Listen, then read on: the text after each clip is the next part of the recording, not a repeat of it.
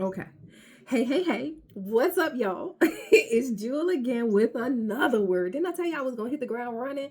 Um, so let me see. Lord, how do I phrase this?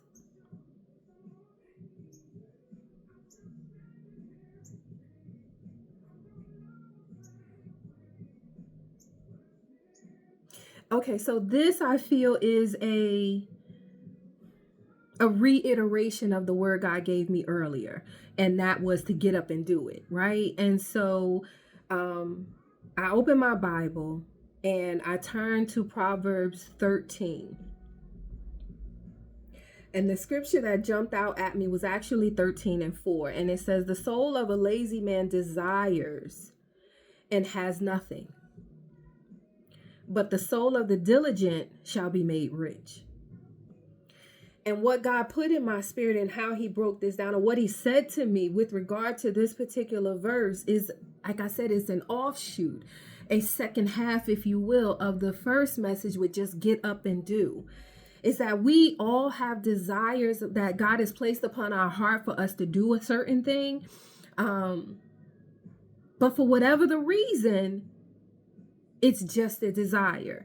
And it might be a desire, like I said, it may be only in the place of desire, like I said earlier, because we're waiting for the fear to subside. We're waiting to be ready. We're waiting for the sign to do it. We're waiting for preparation for whatever it is that we think we need to get started. The desire is within us to get started, but we are waiting. And so, what I feel like God is saying in this space, in this moment, in this chapter, in this verse, is that desire is not enough. You can have the desire for that thing, but desire is not enough.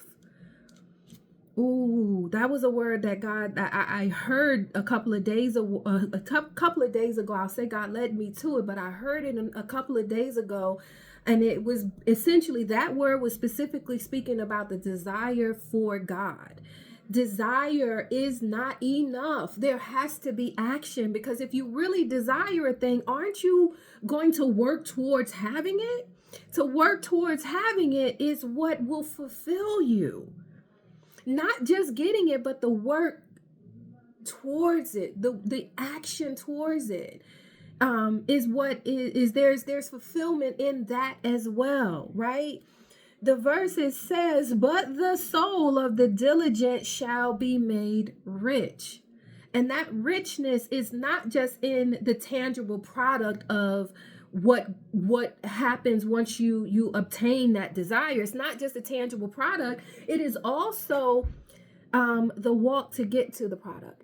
It is also the action that comes in from the desire, taking action on the desire. There is richness in that, because in that there is expansion of knowledge. In chasing your desires, there is experience, new experience in chasing these desires. There is wealth in many different forms, but there is wealth also in chasing your desires. Ooh, okay, Lord. Okay, so I am being led in the way of what you do that you love, like that, the how that old saying go, that when you're doing what you love to do, it is not work. And so in that, to find pleasure in a desire fulfilled in doing the thing that you really want to do, there is richness in that. There is oh, why am I don't know why I'm holding myself like that. I'm lost in my thought. But this word is saying that desire alone is not going to get you rich.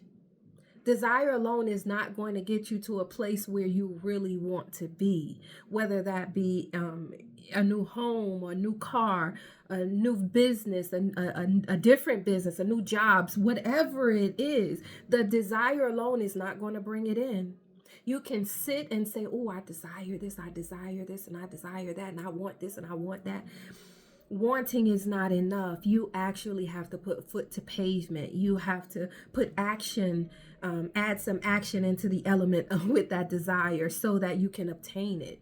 Desire is not enough to obtain it. You got to do.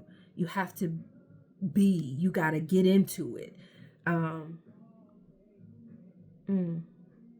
It's something about the soul of a lazy man desires but has nothing.